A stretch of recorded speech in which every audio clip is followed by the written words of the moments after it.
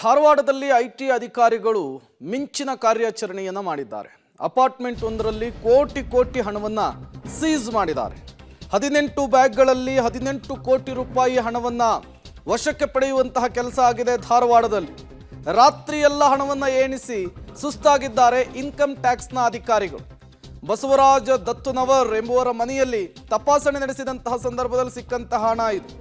UB ಶೆಟ್ಟಿಗೆ ಸೇರಿದಂತಹ ಕಚೇರಿಯಲ್ಲೂ ಕೂಡ IT ತಲಾಶ್ ನಡೆಸಿದೆ. ಹಣ ಸಿಕ್ಕ ಮನೆಯಿಂದ ಕೆಲವೇ ಅಂತರದಲ್ಲಿ ಕಚೇರಿ ಕೂಡ ಇದ್ದಿತ್ತು. ಧಾರವಾಡದ ದಾಸನಕೊಪ್ಪ ಕ್ರಾಸ್ ಬಳಿ ಇರುವಂತಹ ಅಪಾರ್ಟ್ಮೆಂಟ್ನಲ್ಲಿ ಸಿಕ್ಕಿರುವಂತಹ ಹಣ ಇದು.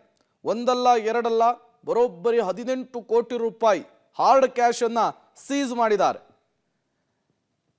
ನೀವು ಕೂಡ ವಿಜುವಲ್ಸ್ ಅನ್ನು ಗಮನಿಸ್ತಾ ಇದ್ದೀರಿ. 18 ಬ್ಯಾಗುಗಳಲ್ಲಿ 18 ಕೋಟಿ ರೂಪಾಯಿ ಹಣವನ್ನು ಶೇಖರಿಸಿಡಲಾಗಿತ್ತು.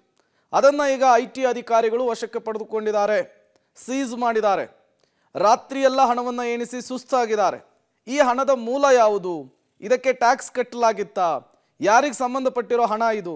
ಎಲ್ಲದರ ಬಗ್ಗೆಯೂ ಕೂಡ ಕೂಲಂಕುಷವಾಗಿ ತನಿಖೆಯನ್ನು ಕೂಡ ನಡೆಸ್ತಾ ಇರುವಂಥದ್ದು. ಐಟಿ ಅಧಿಕಾರಿಗಳು ಸೀಸ್ ಮಾಡಿರುವಂತಹ ಹಣದ ಬಾಕ್ಸನ್ನು ನೀವು ಕೂಡ ಗಮನಿಸ್ತಾ ಇದ್ದೀರಿ.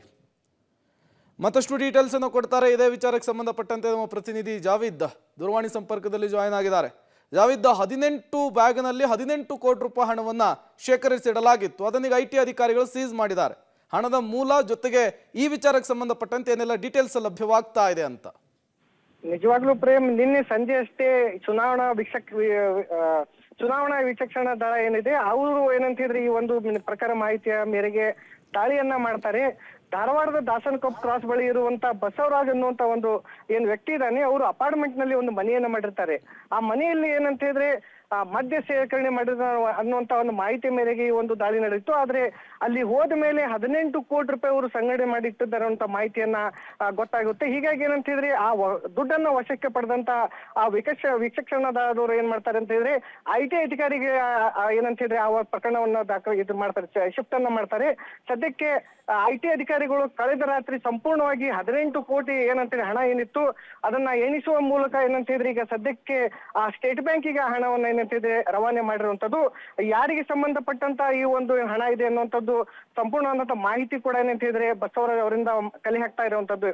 ಅದರ ಜೊತೆಗೆ ಏನಂತಿದ್ರೆ ಗುತ್ತಿಗೆದಾರ ಯುಬಿ ಶೆಟ್ಟಿಗೆ ಈ ಒಂದು ಹಣ ಸಂಬಂಧಪಟ್ಟಂತ ಹಣ ಅನ್ನುವಂತ ಮಾಹಿತಿ ಕೂಡ ಬರ್ತಾ ಇದೆ. ಆದ್ರೆ ಅದನ್ನು ಕೂಡ ಮಾಹಿತಿ ಕಲೆ ಹಾಕುವಂತ ಕೆಲಸವನ್ನ ಈಗ ಐಟಿ ಅಧಿಕಾರಿಗಳು ಮಾಡ್ತಾ ಇರುವಂತದ್ದು. Prem, okay, thank you Javed ತಮ್ಮೆಲ್ಲ ಮಾಹಿತಿಗಾಗಿ.